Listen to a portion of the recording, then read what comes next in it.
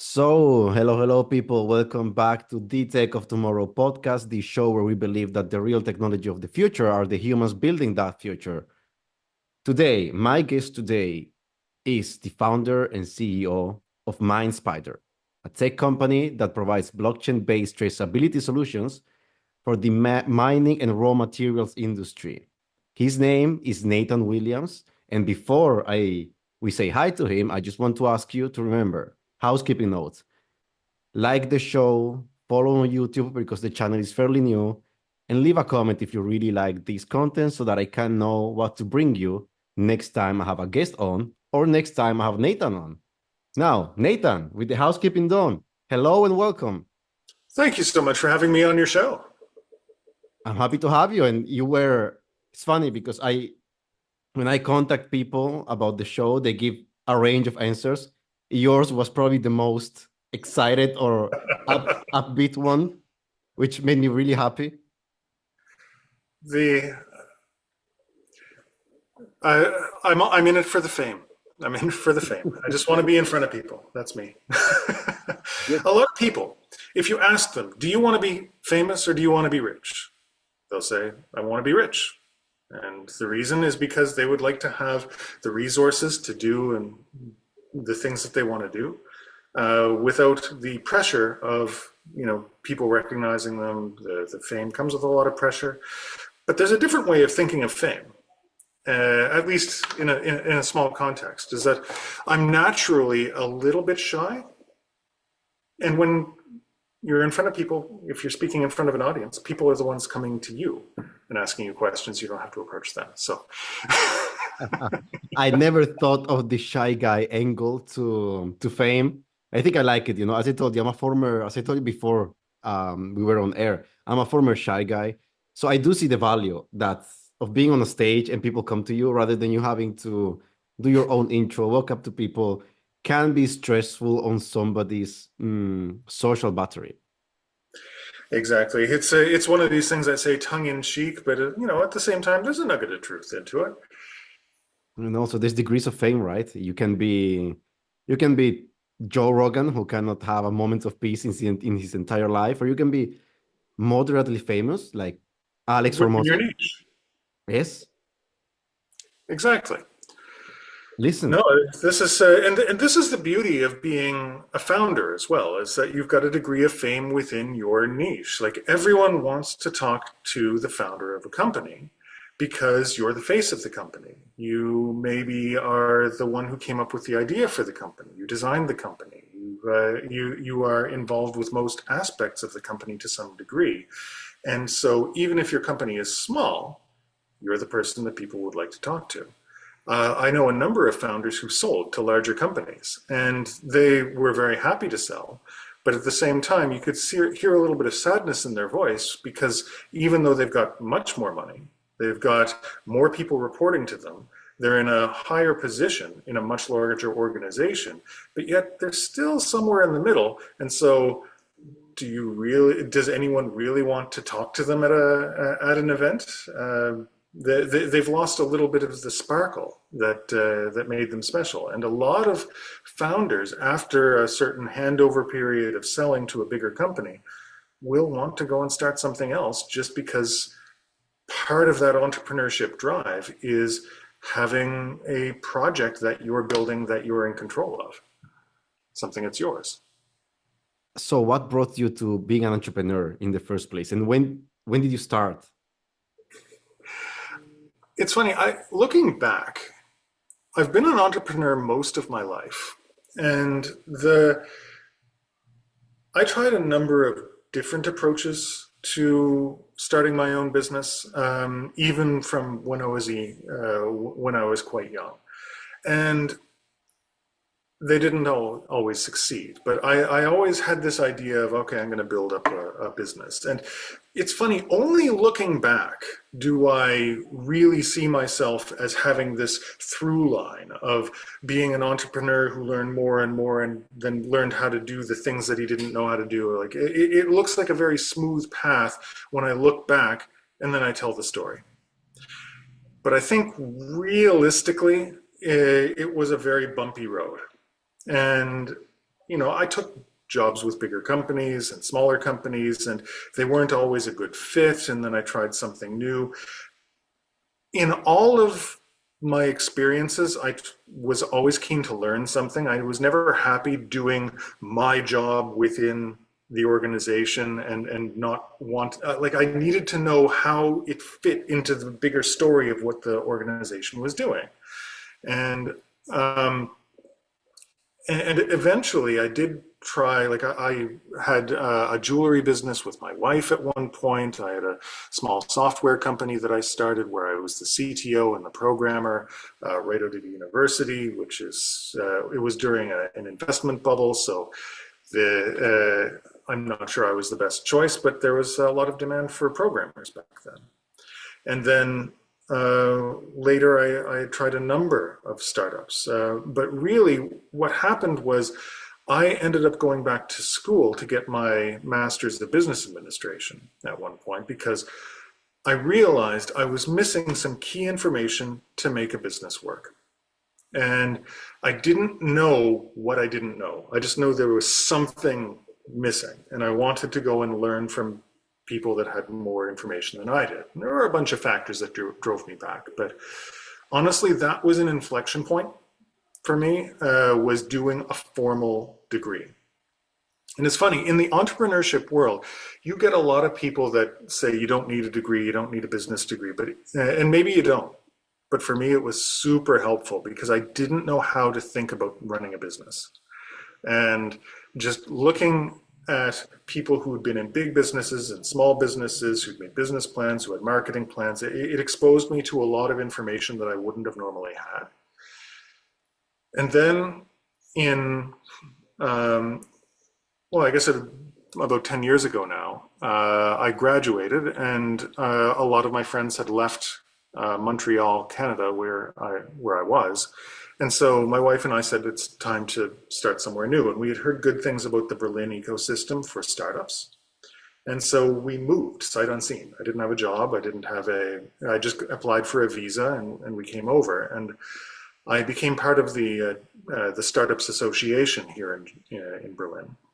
The German Startups Association. I organized some events for them. And that's how I grew my network. And I started my first startup maybe about 6 months after I had arrived. And a lot of my startup history comes out of opportunity. You can't control the opportunity that comes to you. You can't control when an opportunity will come across your path. What you can control is whether you recognize the opportunity and whether you're prepared to take advantage of it. For me, working with the Startups Association, I did events, I was posting a lot on LinkedIn, and I was growing my network. And then some people found me and said, there's an opportunity here. You know something about programming, you know something, I have a problem, can you solve it? And this person is a good friend of mine and had a position as the chief financial officer of a small oil and gas supply company. And one of the owners of that company had stolen $12 million from the other owners and then bribed a audit company in order to fake an audit. And so he had big trust issues. And I was one of the few people that he knew very closely and could trust. And he said, could you write some computer software to analyze the financial documents and detect the frauds for a court case? And so that's what I did. I got a team together. We built up some capacity. We scanned the documents in electronically. And that was my first real business that had a real customer that had a chance of succeeding.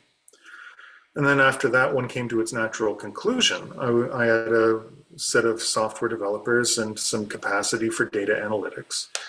And I was looking, it's funny, when you have a tool, you want to apply it somewhere. And so I said, where can I use this same capacity with a new project? And it was actually my father who came to me.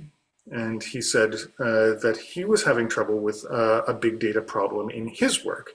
And he was working in chemical regulatory compliance for Michelin tires, a big tire company.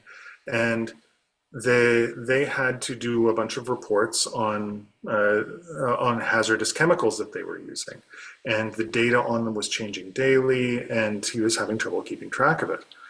And so I started a business to build a platform to where you could enter your chemicals and it would tell you when there was new data on them. And that one was my second business that I started in Berlin. Now, looking back, if back then I was the person that I am today, that business probably would have been a thriving business. But there were a lot of things that I needed to learn about just by doing, because you can't learn everything by doing a degree. Some things you have to learn by going through it.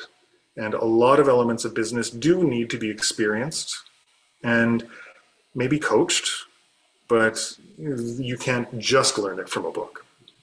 And so the business didn't take off the way I wanted it to, so I ended up selling it.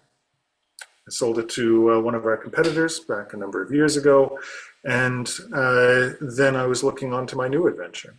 And then in 2017, I had tried a few things in the interim, but in 2017, my father came to me again, and two things happened that year. Thing number one was that the Bitcoin price went above 1,000. And thing number two was that Donald Trump was inaugurated as president of the United States. Let's see if that is a one-off or not. But anyway, there was an article in the Washington Post right around February of that year that expressed concern that the Trump administration would stop enforcing conflict mineral regulations. And there were a bunch of people mentioned in the article. And my father had come to me and said, hey, maybe blockchain is a way that we can help with monitoring conflict minerals and whether they're responsibly sourced or not. I said, okay, that's interesting. Let's take a look. So I called everyone who was quoted in that article. And I said, what worked? What didn't work? I'm doing this project. How can we build something that would help the companies manage their conflict mineral compliance? And I got a lot of information from that. And I realized I needed to learn two things, two very complicated things to do this type of business. I needed to learn all about conflict metals and what the challenges were in the industry for the companies. And I needed to learn about blockchain and how to design a blockchain system. And both of those are kind of complicated. So for the first one, I contacted everyone who was in that article. And then for the second thing is I needed to talk to people who had designed blockchain systems before, because I've got a tech background, but that's a very niche and a very specialized set of knowledge. So if you call up the CEO of a blockchain company and say, hey, can I ask you questions for an hour about how you designed your system? They hang up the phone on you because they're busy. So I started a podcast.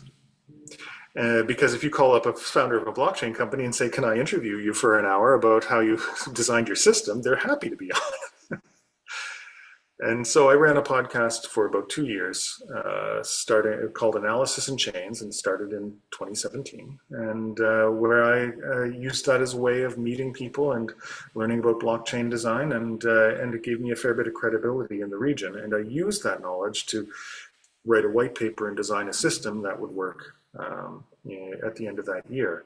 Beginning of 2018, I met some co-founders and we founded Minespider, and that's where we are today. That's pretty amazing.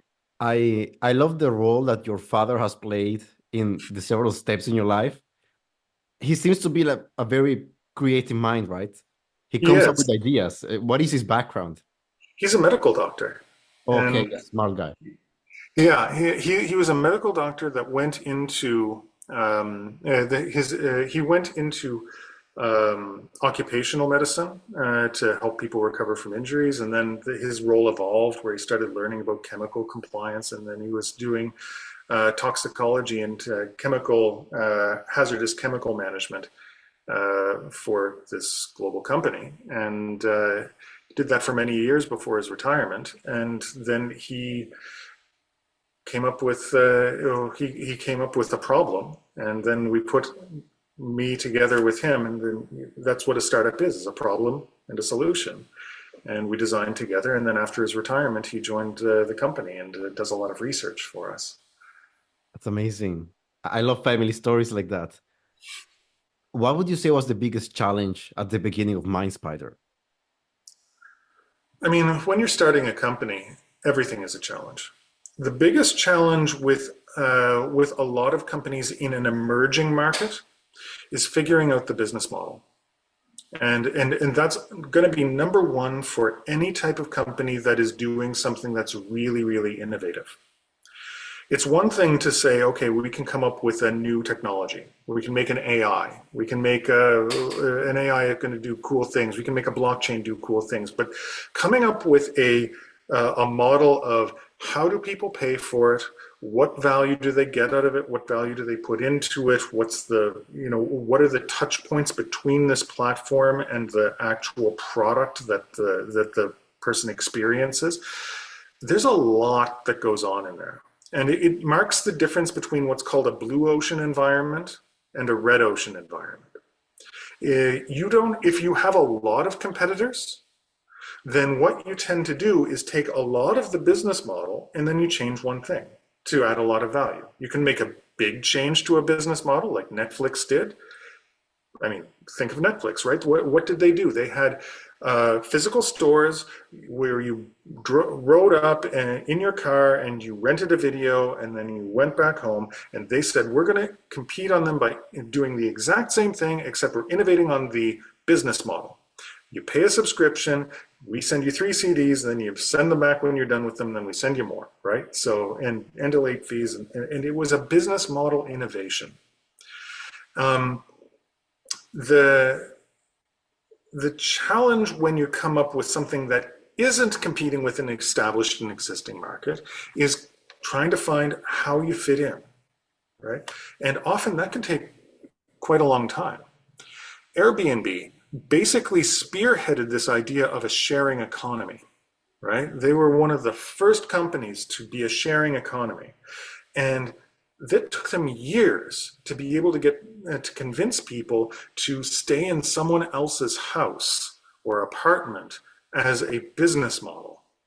Once they cracked it, once they figured out all of the little components, then everyone started a different business around the same business model, because ideally you want to innovate on one thing at a time. So they were sharing economy for short-term apartment stays or staying in someone's house. And then people came along with sharing economy for taxis, for cars, for boats, for yachts, for whatever. And some of them succeeded and some of them didn't.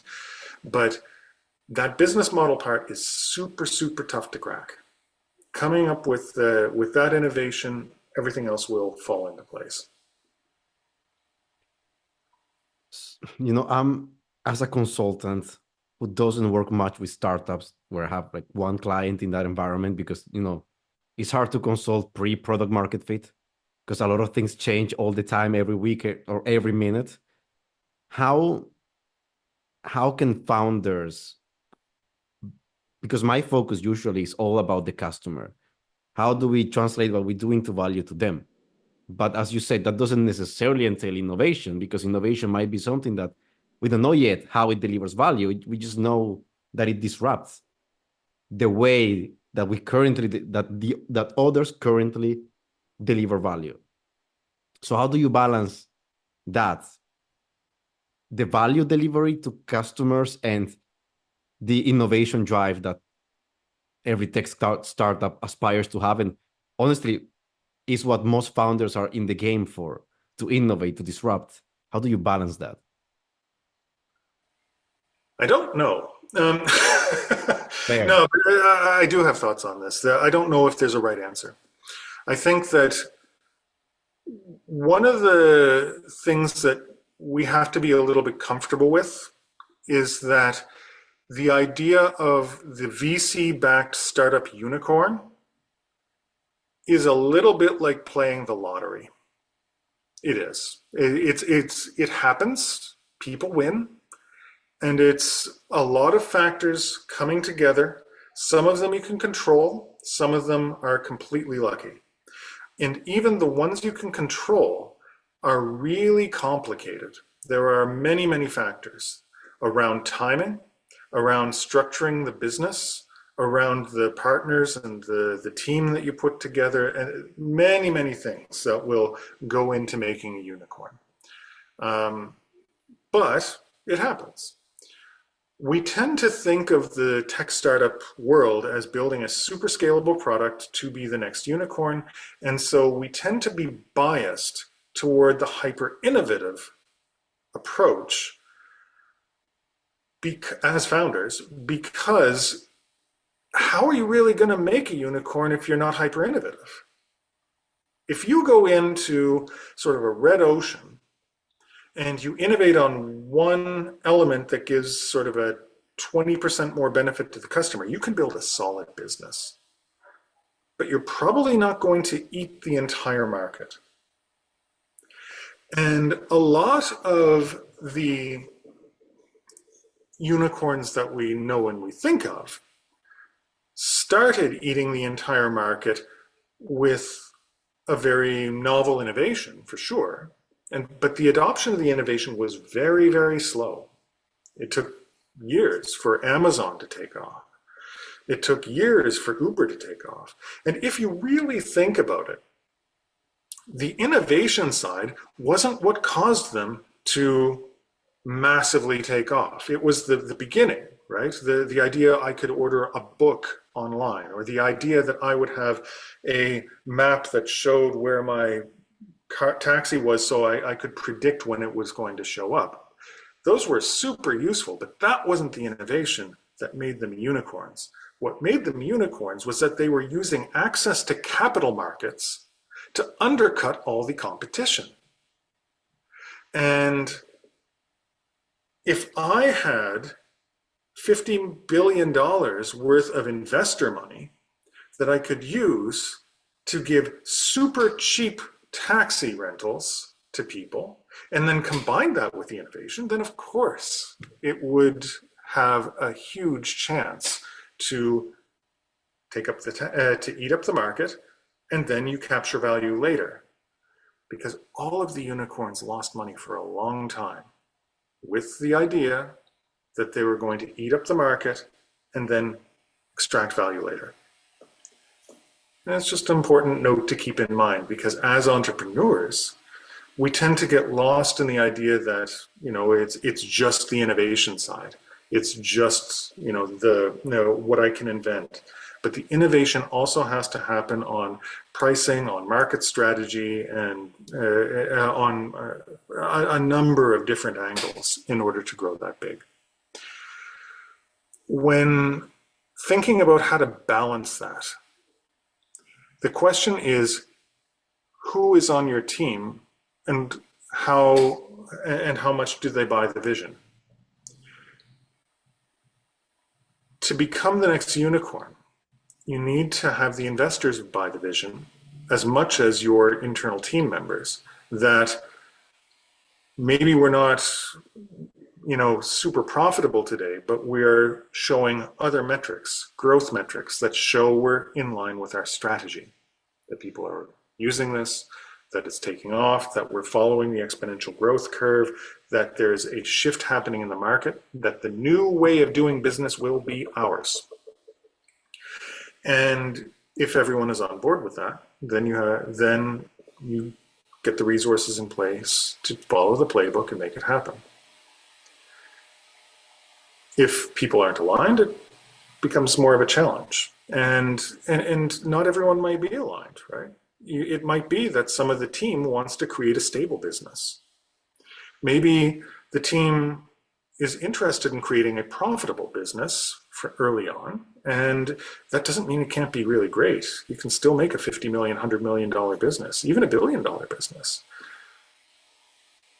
but maybe not 100 billion, right? Like, there are different levels that you have to get to, and you have to know what your team is aiming for and what type of person you are to make it happen.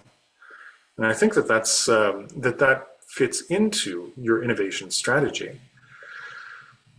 What I've found is that startup innovation when you're doing something that really is untested in the pre-product market fit days. You've got a new technology, you know it's innovative, everyone talks about it, everyone knows it's innovative, is that you have to go really wide. You have to look at all sorts of different applications for your offering. Because if 10 of them fail, maybe 2 of them won't, and then you can scatter wide on those. And it's an iterative process where your company learns and grows in a direction by just throwing as much as you can into the market and seeing what lives. And that's not easy. That's a lot of effort. Customers often do not know what they want in this process. So it's the challenge comes in, like you need an approach like this because you can't go to a customer and say, tell me what you want an AI to do. Tell me what you want a blockchain to do. Tell me what, they've never experienced that before. It's like going to them in, the early days of the car and saying, well, tell me what you want to, what would make you love a car more. They don't know. You have to be like a doctor, right? Imagine your arm hurts and you go to a doctor and the doctor says, well, I better give you the arm hurt medicine. Because you say, all you know is your arm hurts. The doctor is the one that has to diagnose you. The doctor has to say, okay, well, I don't know exactly what's wrong, but let's try a different series of things and see if we can get closer to it, right? And that's what you have to be with an innovative company, is that you have to talk to your customers, you have to get feedback, but you can't just expect them to know what they want. The best and most effective way to start a business like this is to start with a pain and a problem companies already have, right? And that's going to be much more effective than going with a technology and then trying to find an application for it. And so that's why if you talk to any VCs, they're going to ask, what problem are you solving? Who has the problem? How much does it cost them? Like, what's the pain point? You can build a business like that. What's funny is that some of the most well-known unicorns of the past 50 years have done the opposite, right? If you think about Apple, they were members of a computer club and they said computers are going to be the way, and they don't have to be a commodity, and we're just going to do them different. And so then they made the Mac, and they just said it's going to be a different type of computer, and we just love computers. They got to go out there. And a lot of companies have approached it in this way, but it's a longer path, much longer. It can take years. Everyone's talking about ChatGPT, but I mean, it took off like wildfire overnight. But how many years were they in development? And even the ChatGPT model, what was it, GPT-3 or something like that, was in existence for almost a year, and no one cared until they brought in the chat function. And somehow the right combination of things just made people wake up and say, oh my gosh, we didn't realize AI was this advanced.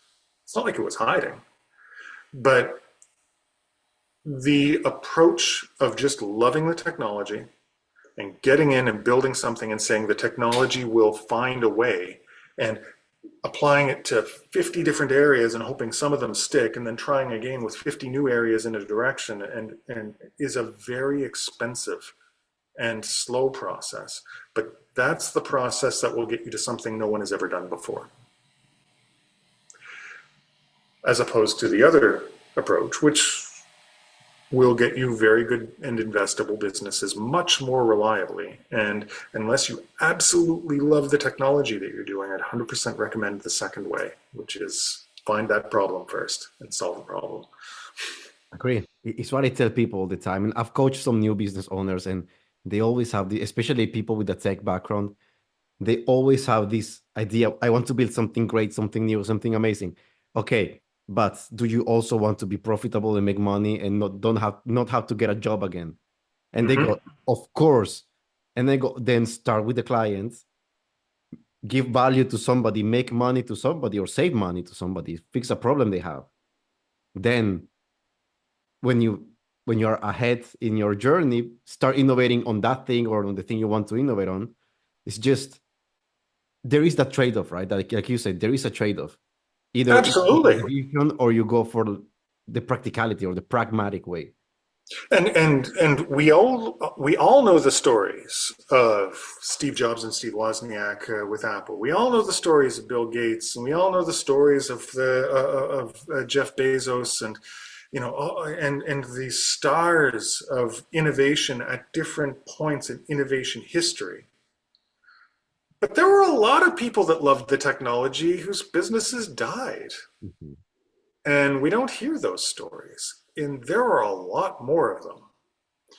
So the people who are best suited to that type of approach, of the pure innovation approach, are the people that just don't care if they ever make money from it.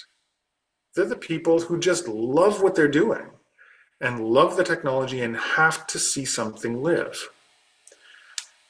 The people that want to make a business and get rich of it should not take that approach. They should absolutely go the other way and find a problem that a client has and solve the client's problem, because that's much more reliable.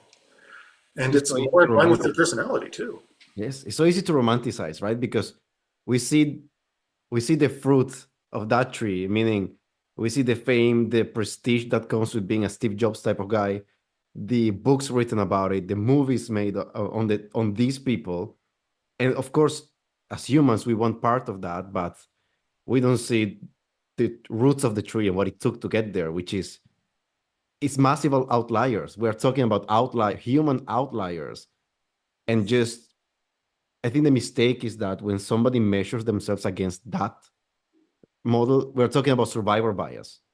Yeah. They are point one, not even 0.1% of all entrepreneurs ever.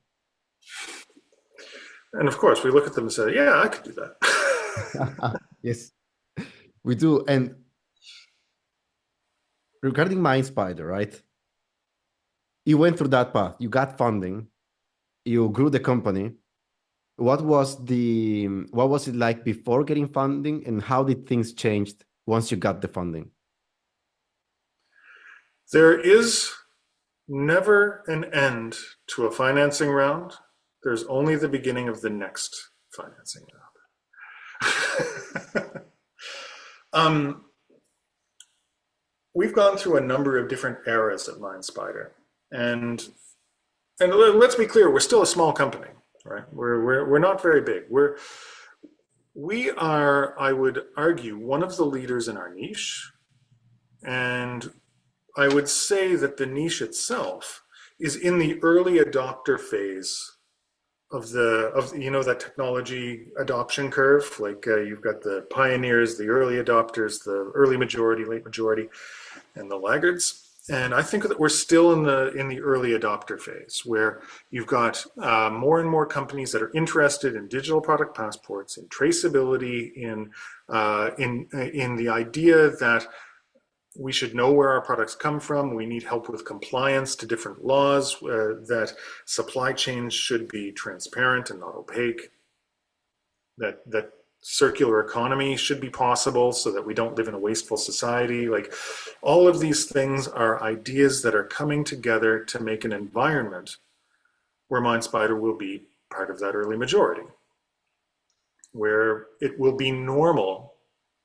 to know where a product comes from and have certain information about that product, and for suppliers to be connected in some way. But we're still quite a small company, and because the industry is small. But okay, so that's background, right? Let's look back at 2017.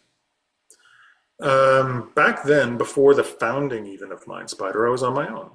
And a lot of it was research. And I didn't know where it was going to go. At the time, it was just talking with people. I would, I make my own website and a logo, and I still have like an image of that website, and it was awful. And no one remembers where how bad it was when you started. But I remember there was a time. I was a little bit lucky because there was so much hype around blockchain at the time that they were looking for, like everyone was looking for speakers on blockchain, and so I spoke at an event about blockchain and about traceability when I was only 1 month into the project, and I didn't really understand what blockchain was or how it worked, only a little bit. And I was invited, but luckily the event was in German, and my German is terrible. And so I would speak on the stage, and I was speaking in German, and everyone was nodding along saying, yes, that makes sense. And they just assumed that I knew what I was talking about, and they were having trouble because of the language barrier. You do what you got to do. There was one point where, in those early days, where I got into a trade show, and I quickly printed up a banner ad, and I got a free booth at a trade show. And the reason I got a free booth was that I offered to promote the trade show on the largest meetup group in Berlin, and tell them all to go to the trade show. And they liked that because I was an administrator of the trade show. What I didn't tell them was that it was free to anybody to do that. But I mean, I wasn't dishonest. I just made the offer, they accepted it, and I got a free booth. And so these are the things that I did to try and meet the right people. And the reality is, it's a little bit like going to a party, right? You don't know who you're going to meet when you're at the party. You just know that if you stay at home, you won't meet anybody. And I didn't know who I needed to meet in those early days in order to get the project off the ground. I knew I just needed to meet someone. Some people, and if I stayed at home, I wouldn't meet them. And I met a lot of different people who contributed at the time. I met some people who actually were running blockchain and crypto projects that actually became fairly big. And I remember there was one fellow, his name was Sam, who started a company called Arweave. And at one point, his business took off. And we lost touch a little bit during the pandemic, but I remember there were many times when he and I would take walks and talk about design of systems like mine. And he gave me some really important insights that I used in designing that first version of Minespider. And without meeting him and without meeting others who contributed to those early designs, I wouldn't have had the knowledge I needed to design and write the Minespider white paper. So a lot of it is you're limited by the people who are in your network, and you just take whoever's there and you work with them, and some people stay and some people fall away. But that's what it was like in the early days. In 2018, we got the first angel money, and that was a huge relief because all of a sudden we had enough money that I was able to go to the visa office and avoid getting kicked out of the country. So they renewed my visa. But also we were able to bring on the first co-founders and to make the first product, to start speaking at events, to have just a little bit of oomph behind us. And out of that came our first project that we ended up getting. It was a project tracking tin, so a metal that's a conflict metal, and we were tracking it from a mine in South America, and we had support of downstream companies, including Google, Cisco, and Volkswagen, who I had met at various events that we were going to because we were funded. And so it's funny, the difference wasn't the funding. The difference that made the funding, and the reason we got the funding, was that I had written a white paper on how you can actually solve the problem, and that white paper was cited by one of the one of the organizations for responsible sourcing that everyone was looking at. So really, it was the social proof that we had something real that made the difference more than the funding. I remember in those days that and it's not just okay we got cited. Like we had a really well thought through white paper. I'd done about a year worth of research to write it, and we don't do things exactly the same way as we did in the white paper. We did a Mhm. lot of testing, we learned a lot, but that first step, that first try, that first white paper that was sort of on the board and said, okay, this will work in theory, was critical. It was a critical inflection point. I think that was your first product, actually, before It was. anything else. It was the first product. That's amazing. Yeah. The first product doesn't have to be software. It can be a design. It can be that white paper was absolutely the first product.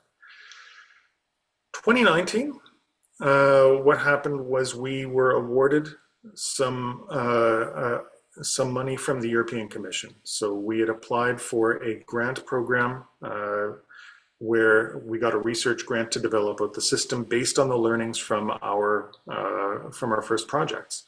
Basically, we learned what to do and what not to do. We changed the whole design of Minespider, right? Like we had originally had this idea of digital tokens being traded from company to company to company, like following along with metals shipments, right?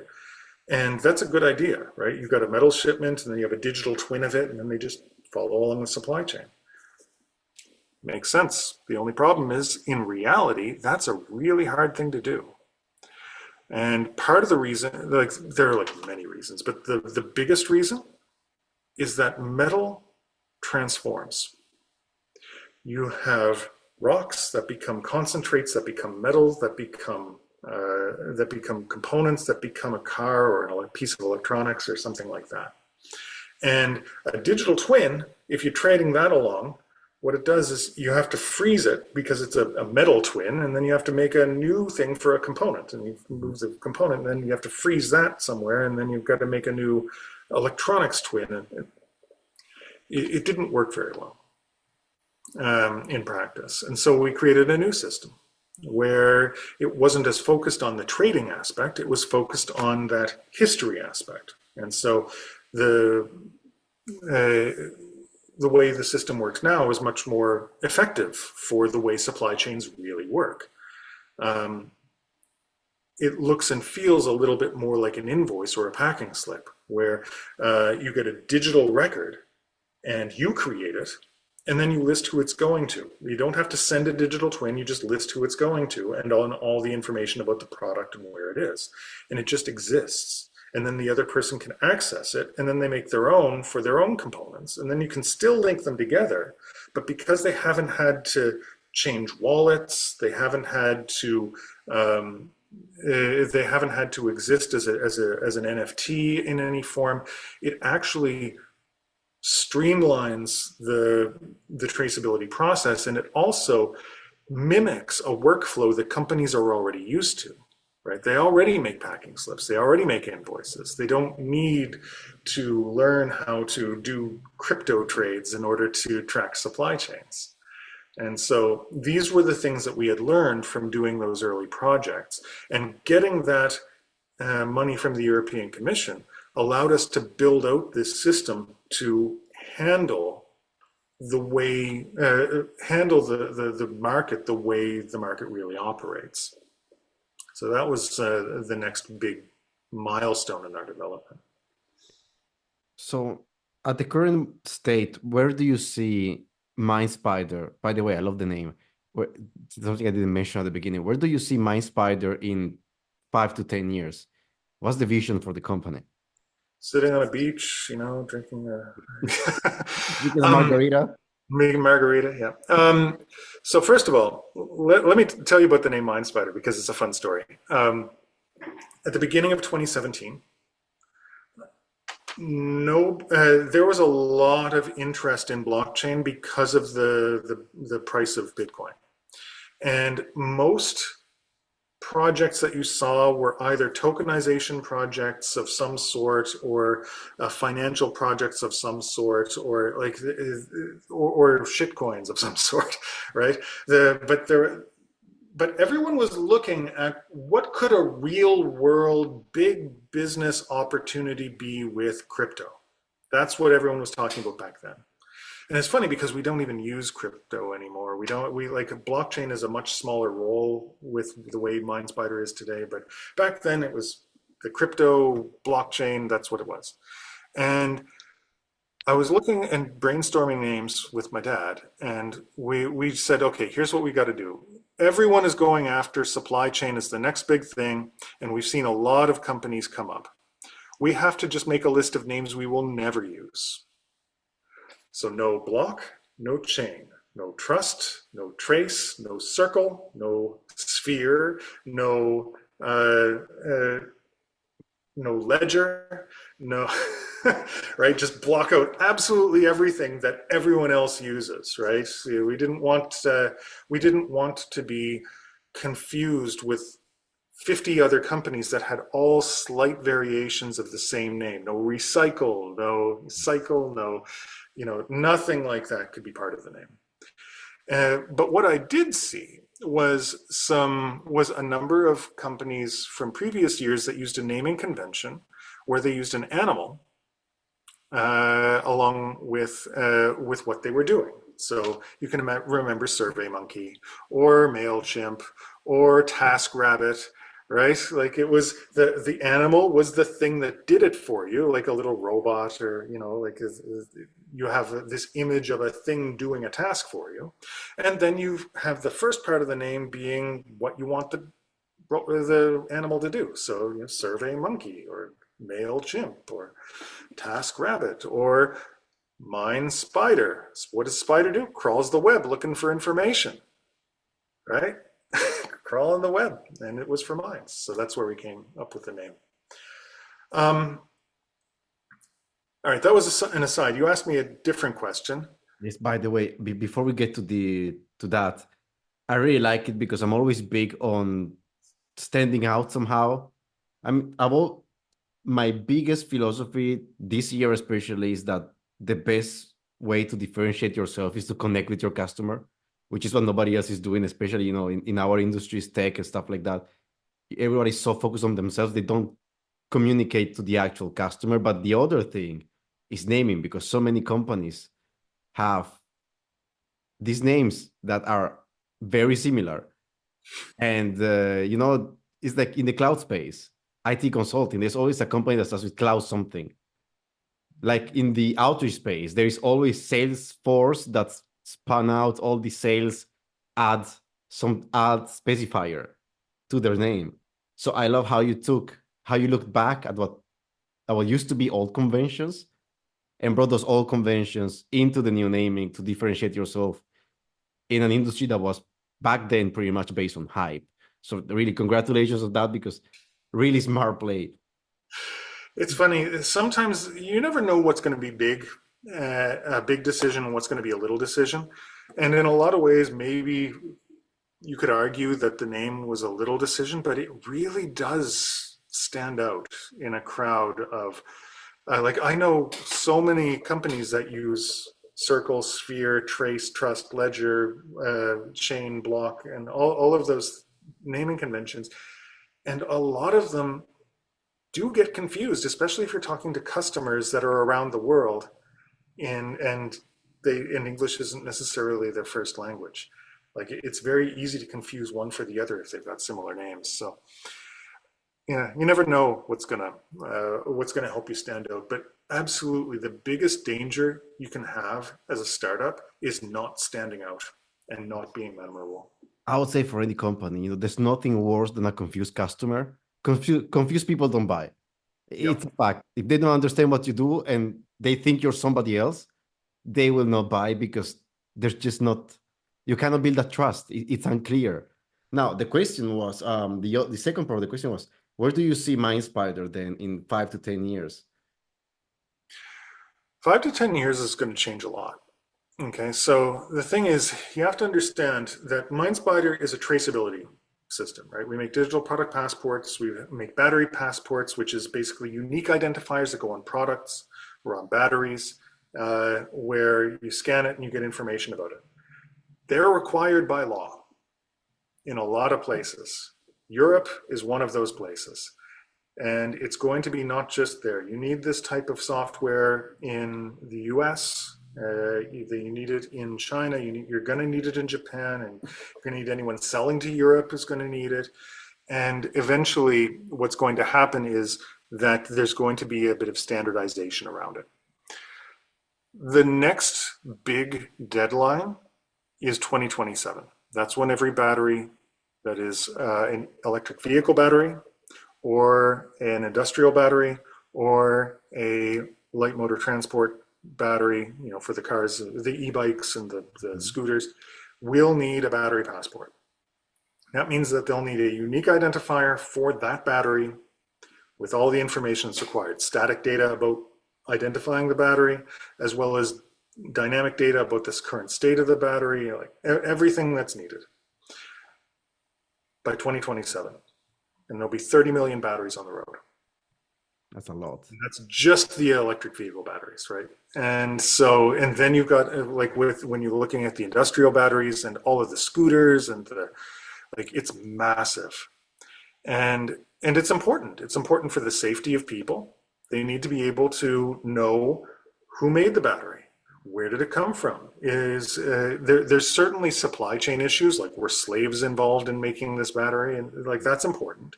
But what's arguably more salient to a customer is this battery going to blow up if I buy the scooter, right? And so that's why it's important. It's important for safety reasons. It's important to know if it contained recycled material. Recycled material, you've got targets that you have to hit in Europe. 30% of all new products containing critical metals have to come from recycled sources by 2030. That's 6 years away, right? And how are you going to do that if you don't have some sort of traceability on it? So it's something where it's a really complicated arena for customers to navigate. But because you've got these hard deadlines that are coming up fast, there's going to be a lot of adoption, and the technology is already there. It works. And a lot of the slowness of adoption isn't because the technology doesn't work. It's because exchanging information between companies that don't know each other, that don't have a relationship yet, is a slow process. But that is something that's changing quickly because it's moving from something you don't really have to do yet to something you have to do now. And so within 5 years, I expect Minespider to be a big company. But the market is really growing, and by necessity, people are going to have to adopt your technology. So what do you think is the biggest challenge right now? Because at the beginning, I would have said education, but with deadlines so tight, I think your customers are probably already educated on what they need to do. So what is the biggest challenge in reaching these people and you'd be surprised. You'd be surprised. I think that maybe for the biggest companies, like anywhere from upper medium to large to huge size companies, will have a few people on the team that understand the importance of this. But there are a lot of producers who are not big, who might have one person that sort of understands this. And then they start to look at what they have to do.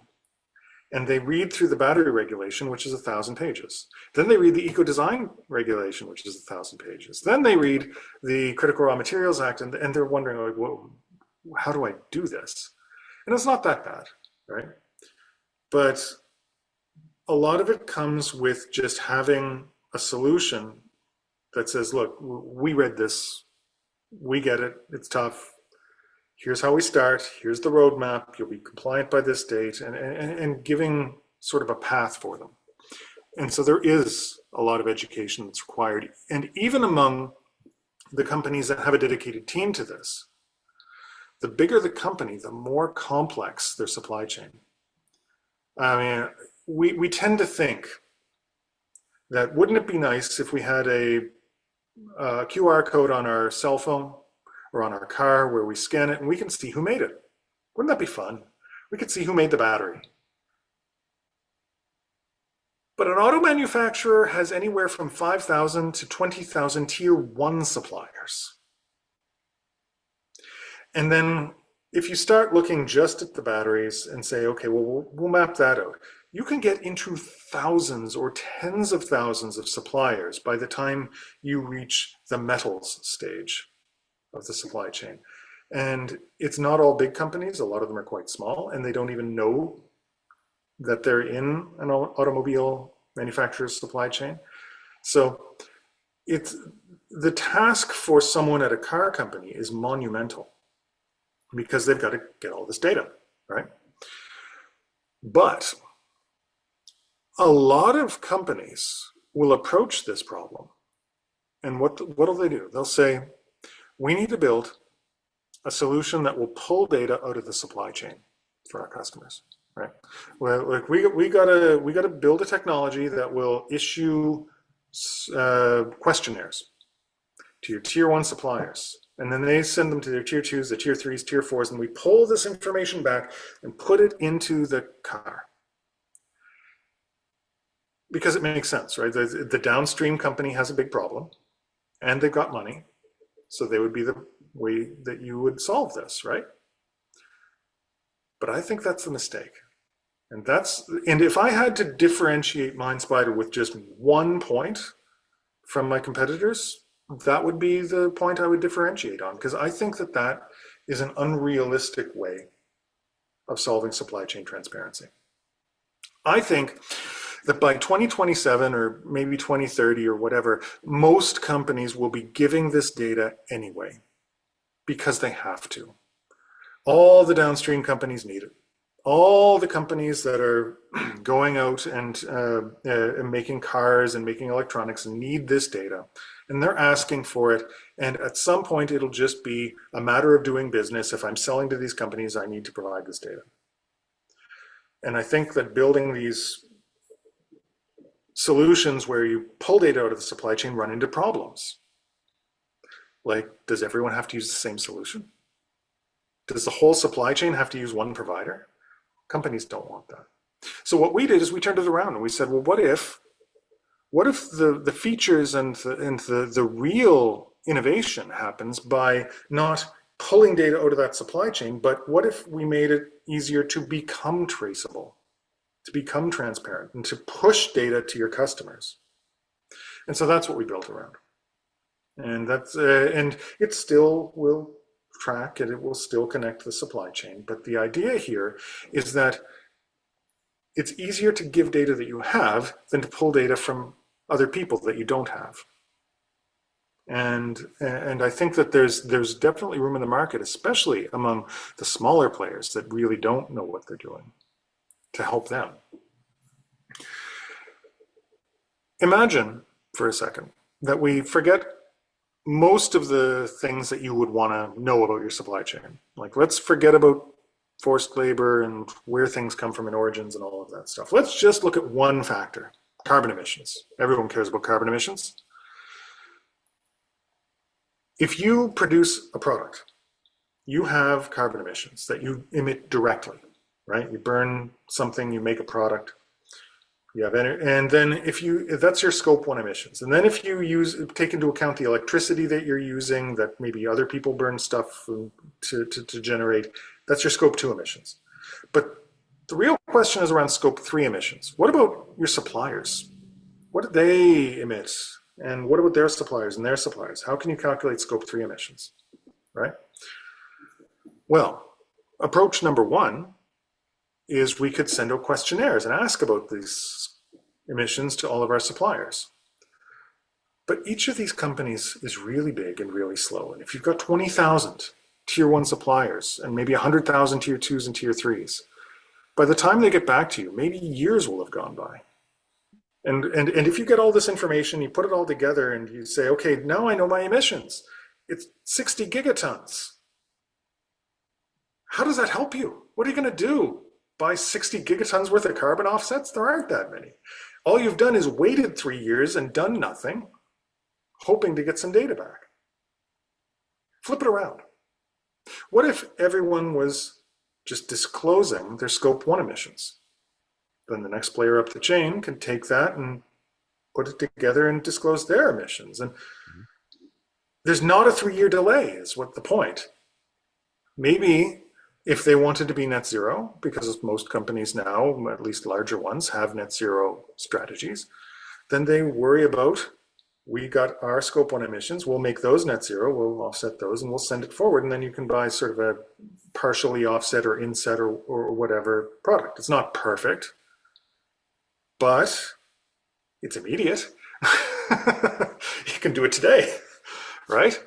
And so this is part of the challenge, is the complexity that just comes with so many players in the supply chain. And I recognize that that's very specific to my business and, not generally entrepreneurship, but these are the sort of things that I'm thinking about when I'm thinking where Minespider should be in the next 10 years. Is I think that we're in the midst of a big shift in how people do business. And I think that our innovation is to be a core part and a player in making that overall shift happen. It is specific, but I like it because it is my hope. It's not going to happen with every guest, but it is my hope that people find in this podcast other people who have very specific business issues, because your company's issues should be specific. If not, you have a massive problem. And that massive problem at some point is going to translate into you struggling to make money or generate revenue, because if you don't have specific issues, you're not thinking about the customer enough. While listening to you, everybody can see that you are obsessing about the industry and the customer a lot and how to solve their problems, which is a massive business lesson for everybody trying to go to water down what they do just to have a broader appeal, which is something I've seen time and time again. And it's a great issue to solve, but it's not a great issue to see when you walk into a company and everybody's running around like headless chickens because, oh my God, we don't know what to do, because we are completely disconnected both from the market and from the customer, which is the worst part. So yes, I really like that. Thank you. It does bring up one point that is important to make, because I think that if I had Minespider to start over, if I was rewinding the clock back to 2017, knowing this one little piece or this one little fact, having this one little insight would have probably saved me a lot of headache and probably changed the way I designed and developed Minespider. You see, Minespider is solving what is called a systemic problem. What is a systemic problem? A systemic problem is a problem where many, many, many people, company, organizations feel the effects of the problem, but no single entity is responsible for it. The classic example is climate change. Everyone contributes to climate change. Everyone is affected by climate change. It is a massive problem, but you cannot go to any single company, entity, or even country and say you're responsible. That is what makes it so massive. It is a multifaceted problem. It has so many different things that you can do within it. Supply chain transparency is the same. You can go to the downstream companies, the car manufacturers, the electronics manufacturers of the world, and say it's your problem that there's forced labor in our supply chains. But they have no direct connection to where this material comes from. You could go to, and why should they pay for it as well? Do they have to pay for their whole supply chain? Are they going to pay millions to help everyone else's business be more responsible? I mean, you can make the argument, but it's very difficult when they don't have a relationship with them. What about the other side? Maybe you can go to the mines and say it's your problem. Sure, absolutely. It's their problem if they're using illegal practices. But if you've got a mine that's using illegal practices and one that's using responsible practices, or more, it's on a spectrum, I'm sure, but you get both, one's going to be more expensive. And then who's buying it? You're competing with paying your workers fairly and having health and safety and PPE and all of this stuff, competing against someone who is using forced labor and burning massive coal and mercury and poisoning the river. I mean, And if the customer just says, well, metal's metal, and they buy whatever, I mean, how are you going to compete? And so then maybe it's the traders, the people buying from these companies that are the problem, right? And we can go on like this. No one has the problem. When you're dealing with a systemic issue, you're not going to solve it as an individual. It needs to be the domain of governments working together, right? You can contribute to it though. And so if I had Minespider to live over again, what I would have done is what I'm doing now. I would have started by trying to break it down and say, okay, the conflict mineral problem, or now the critical mineral problem, or whatever, is not one problem. It's thousands of problems. And different companies have feel the effect of this problem in different ways. What's one that I could focus on as my beachhead? What's one key pain point that would contribute to the solution to the systemic problem that I could build and design around that would be an obvious ROI and our obvious value add, and then would play a role in the broader landscape of the systemic problem, that so I can talk about the systemic problem and I can push towards solutions to the systemic problem, and then I can say I'm contributing to this one facet of the systemic problem because I'm solving this problem for this actor in this system. But I'm not trying to solve the whole systemic problem from the omniscient point of view of the omniscient guy that's coming down and fixing everything for everybody. That's a very common problem that entrepreneurs fall into when they are trying to go after the big vision.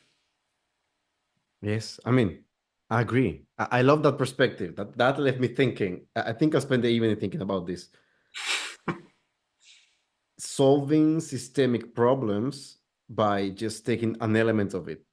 Do you think that then you contribute to solving them? Do you think that then, if more entrepreneurs thought this way, say that Minespider is focusing on one angle of the problem, and then 10 other companies focus on 10 different angles, do you think the answer to the systemic problem can then come from businesses? Because so many people are solving so many. Maybe. I like that. And I'll tell you why it's a maybe. Because some things cannot be solved by the market, right? And there are just certain things that there is no market directive or incentive to solve. And it's the classic feature of a systemic problem is what's called the tragedy of the commons. There is some resource that everyone has access to and nobody pays for, and it gets overexploited or overused or whatever, and then because there's no incentive to maintain it, it ends up getting eroded. This is what happens with everyone uses the atmosphere. If there's no penalty for dumping carbon into it, we all just dump carbon into it. The fisheries, there's no limits on where you can fish in international waters because no one's in charge. You just fish until all the fish are gone, right? And to solve these type of issues, someone has to be in charge of it. And someone has to set limits. And sometimes these limits are not things that a business can operate. You and I have individual motivations. We might want to see the world preserved. Once you get into a company, if you want to preserve the world, you need money to do it. And if you get money from the market, then you have to deliver profit. If there's no profit in preserving that resource, it's not going to happen. So on the one hand, bringing in companies to contribute to certain problems in this will help, in conjunction with regulators and government and civil society and NGOs and scientific groups all coming together to make a framework under which they can operate. And the companies will solve the problems that are appropriate for companies to solve, and the other organizations will solve the problems that are appropriate for them to solve. But and that's really what it needs to be. Love that answer. Listen, I see we are over time, keeping you longer than we should. I've enjoyed So it. I'm glad you did. I'm gonna start closing it with one last question, which is the usual I ask to everybody who comes on the show. Do you have an opinion that nobody agrees with, but you still stand by? Can be about business, life, anything. Yes, but I have to think about what that might be. Do I have an opinion that nobody agrees with, but I still stand by? Yes, controversial opinions time. I mean, I think I said a few of them on the call already. I'm a big believer in going back to school and getting your MBA is going to be amazing for your ability to be an entrepreneur. Not enough people are doing it. That's for I sure. do not have an MBA, and you might be getting me to look into that. It's not for everybody, but I think that people dismiss it all too fast. You know, there's something about going through a structured academic program that can really help set you up to understand the world of business in a way that um, just going through it on your own and being coached and learning by doing won't. In the same way that just doing book learning is not sufficient to be a great entrepreneur. You have to get out there and learn by doing. Like both of those things are different and very helpful. I agree. Listen, I am of the opinion that anybody who's an entrepreneur at some point should have had or should have a normal job in a company where they get to wear as many hats as possible and see how the cake is made. Absolutely. And I mean, how do you break the rules if you don't know what the rules are, right? yes, I learned a lot on my former day job. I was close to management. I was close to marketing, then to sales. There was so many learnings that now I carry still. And I'm super grateful for that experience. That's how I developed that opinion. So I do agree that there must be a value to an MBA. And yes, I like that as a controversial opinion. Well, thank you. Yeah. Now you can brand me as controversial. Yes. Listen, where can people find more about you and about Minespider? They can visit www.minespider.com. They can follow me on LinkedIn. My personal LinkedIn, every so often I'll post about what I'm doing, where I'm going to be, what I'm going to be talking about, and of course the Minespider LinkedIn page. Perfect. People, this was the Tech of Tomorrow podcast with Sebastian Hidalgo and today our guest, Nathan Williams. It was such a pleasure to have you on. Thank you so much. Thank you so much for having me. My honor. And people, don't forget to like, subscribe, follow the podcast on Spotify, Apple, or whatever platform it is that you're listening from. Thank you so much for listening. I will see you next week with another episode of the Tech of Tomorrow. Bye bye.